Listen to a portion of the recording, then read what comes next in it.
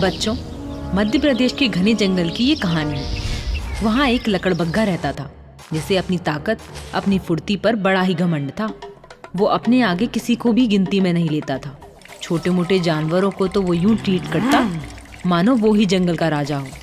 और करे भी क्यों ना, जंगल का राजा भी अंदर ही अंदर कहीं ना कहीं उस लकड़बग्घे से डरता था, क्योंकि जानता था वो बड़ी मेहनत से कई बार कोई शिकार करके लाता था तो लकड़बग्घा अपनी गैंग के साथ आकर उससे उसका शिकार छीन लेता था। और जब राजा ही किसी से डरता हो तो प्रजा की तो बात ही क्या। लकड़बग्घा के इस रवैये से पूरे जंगल के सारे जानवर दुखी थे। कई लोग उसे समझाने की कोशिश भी करते, पर वो कभी भी किसी की सुनता नहीं था।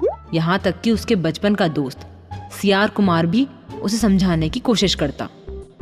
यार लक्कू, देख यार, स्कूल के दिनों की बात और थी।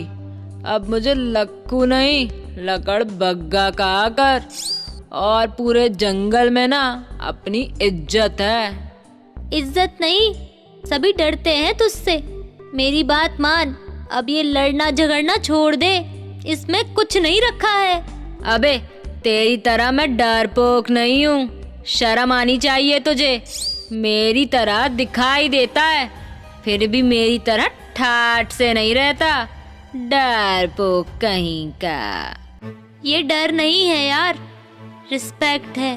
सामने वाले के प्रति आदर है। आदर नहीं, ये अपने डर को छुपाने का बहाना है। अरे यार, तुम मेरी बात समझने की नहीं समझना है मुझे, और आगे से समझाना भी मत, वरना तेरी और मेरी दोस्ती खत्म। लकड़बग्घा पर किसी के भी समझाने का कोई भी असर नहीं होता था। यहाँ तक कि अपने घमंड में उसने अपने बचपन के दोस्त सियार कुमार से भी लड़कर दोस्ती तोड़ दी थी। वो अपने को समझाने वाले, अपने को सलाह देने वाले को पसंद नहीं करता था। उसे तो सिर्फ उसे सलाम मारने वाले पसंद थे। जो भी रास्ते में मिलता उसे सलाम करता, जो ना करता उससे वो जबरदस्ती सलाम करवाता।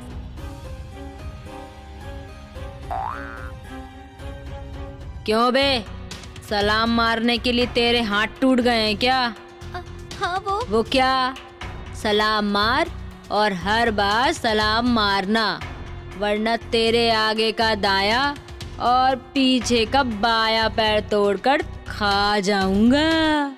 न चल पाएगा ना घिसट पाएगा। खाओ।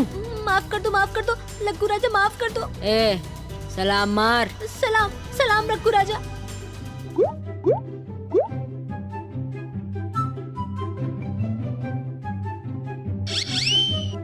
खरगोश भाई, आपने लकड़बग्घा को देखकर रास्ता क्यों बदल लिया? क्या बताऊं गिलहरी बहन, इसके सामने जाओ तो इसे सलाम करना पड़ता है। कहीं भूल गए तो फाड़ खाने की बात करता है, कहीं गुस्से में फाड़ खाया तो। इससे तो बेहतर है उस रास्ते ही ना जाओ जिस रास्ते ये लक्कू जाए। फिर तो ऐसा हो गया था कि जो भी घमंडी लकड़बग्घा को देखता अपना रास्ता बदल लेता। कोई भी उससे उलझना नहीं चाहता था, ना बहस करना चाहता था। जबकि लकड़बग्घा था कि जिस पर भी नजर पड़ जाती जबरदस्ती उसके सामने पहुंच जाता और उसे खुद को सलाम मारने को बोलता। उसे इतना घमंड हो गया था कि एक दिन उसके बचपन का दोस्त सियार कुमार उसे मिल गया तो वो उसे भी बोल पड़ा। ओए सियार कुमार, क्या हुआ लक्कू? माना कि तू मेरे बचपन का दोस्त है, पर ये मत भूल कि इस जंगल में जिसे भी रहना है, जिसे भी मेरे सामने से गुजरना है, मुझे सलाम मारे बगैर नहीं गुजर सकता। और किसी ने नहीं मारा तो जान से मारा जाएगा। चल सलाम मार मुझे। अरे मैं तो तेरे बचपन का दोस्त हूँ। दोस्ती अपनी जगह और पोजीशन अपनी जगह। सलाम मार। सलाम। लकड़बग्घा के बचपन के दोस्त सियार कुमार को उसका ये रवैया बिल्कुल भी पसंद नहीं आया था, मगर वो कैसे समझाए उसे। वो था कि अपने घमंड के आगे किसी की सुनने को ही तैयार नहीं था। ये सिलसिला काफी दिनों तक चलता रहा। वो सभी को सलाम मारने को मजबूर करता रहा। जंगल के छोटे मोटे जानवर तो उससे तंग आ गए थे, मगर कोई भी उसके खिलाफ बोलने की हिम्मत नहीं कर रहा था। ऐसे में एक दिन लकड़बग्घा को हाथी का बच्चा रास्ते में मिल गया। अबे ओए, हाथी के बच्चे, सलाम मार मुझे। क्यों? अबे तुझे तेरे माँ बाप या जंगल के किसी ने बताया नहीं? मैं लक्कू राजा हूँ। मेरे मम्मी पापा भी मुझे अप्पू राजा कहते हैं। मैं भी राजा हूँ। तुम मुझे सलाम मारो। अबे सारा जंगल मुझे सलाम मारता है और मैं तुझे सलाम मारूं। हाँ मारो। सुनते ही घमंडी लकड़बग्घे को गुस्सा आ गया और उसने अपने खतरनाक दांत हाथी के बच्चे के सूंड में गड़ा दिए। दांत इतनी जोर से गड़े कि बेचारा हाथी का नन्हा सा बच्चा दर्द से चिल्लाता हुआ वहां से भागा। भागता हुआ जब वो अपने माँ बाप के पास पहुंचा तो उसकी बात सुनकर उसके बाप को गुस्सा आ गया और वो बुरी तरह चिंघाड़ता हुआ लकड़बग्घे को सबक सिखाने निकल पड़ा। हाथी की खतरनाक चिंगाड़ सुनकर पूरा जंगल थर्रा उठा। सभी जानते थे कि हाथी भाई जितने शांत रहते हैं, गुस्सा आने पर उतने ही खतरनाक भी हो जाते हैं। कुछ ही आगे जाकर हाथी भाई को लकड़बग्घा मिल गया। क्यों बे लकड़बग्घे, तूने मेरे बच्चे को काटा? तमीज से बात करो। हाँ मैंने काटा, उसने मुझे सलाम नहीं मारा था। ले, मैं सलाम मारता हूँ तुझे।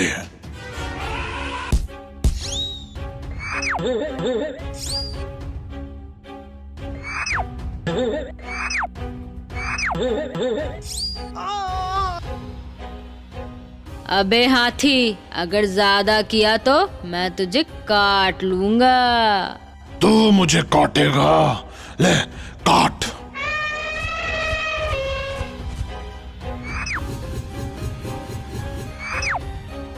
हाथी की इस मार से लकड़बग्घे के जबड़े हिल जाते हैं। वो घबरा कर वहां से भागता है। हाथी भाई उसके पीछे चिंघाड़ते हुए भागते हैं कि आज तो मैं तेरे सारे के सारे दांत जबड़े सहित तोड़कर रहूंगा। अब लकड़बग्घा आगे आगे भागता रहा और हाथी गुस्से में चिंघाड़ता हुआ उसका पीछा करता रहा।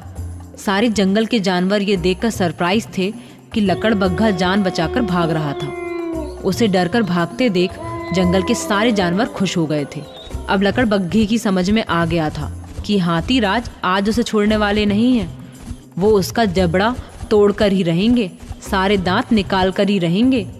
लिहाजा हाथी राज से बचने के लिए भागता हुआ वो एक छोटी सी सकरी गुफा के सामने पहुंचता है। हाथी से बचने का एक ही रास्ता है, इस सकरी गुफा में घुस जाऊं। वो तो इसमें घुस नहीं पाएगा। ओए, गुफा में कहाँ घुस रहा है? बाहर आ। कब तक नहीं आएगा? जब तक नहीं आएगा मैं यहीं बैठा रहूंगा। या तो तू गुफा के अंदर ही मरेगा या बाहर आकर जबड़े तुड़वाएगा, मगर हर हाल में तेरे जबड़े और दांत टूटने ही हैं। अब काफी देर हो जाती है पर न लकड़बग्घा गुफा से बाहर आने की हिम्मत करता है और न हाथी भाई उसका इंतजार करता थकता है। धीरे धीरे काफी समय गुजर जाता है।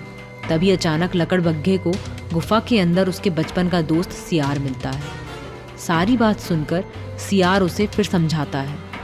तू मेरे बचपन का दोस्त था, इसलिए मैं तुझे समझाता था, पर तू अब क्या हो सकता है?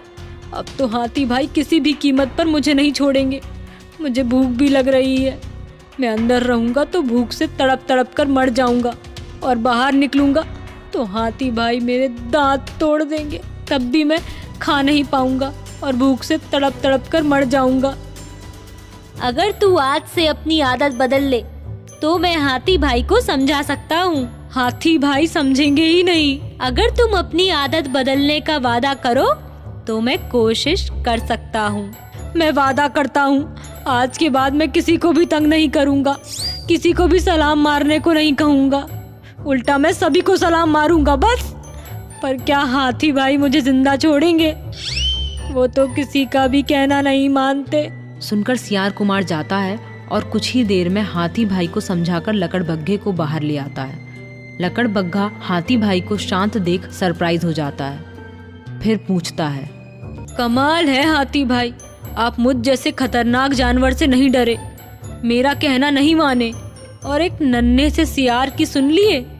इस संसार में कोई भी सबसे ज्यादा ताकतवर नहीं है। जानवर की शारीरिक ताकत से ज्यादा उसकी जबान की ताकत पावरफुल होती है। तुम भले ही सियार जैसे लगते हो, पर तुम में घमंड भरा है, इसलिए सियार कुमार के सामने तुम एकदम कमजोर हो। सियार कुमार का कहना मैं तो क्या पूरा जंगल मानेगा, क्योंकि सियार कुमार की जबान बड़ी मीठी है और मीठी जबान से भगवान भी हार जाते हैं। हाथी भाई की बात सुनकर लकड़बग्गे की आंखें खुल जाती हैं और वो कहता है, आज मेरी समझ में आ गया हाथी भाई, मीठी जुबान में ही सबसे बड़ी ताकत होती है। आज के बाद मैं किसी से कोई भी कड़वी, दिल को दुखा देने वाली बात नहीं करूँगा।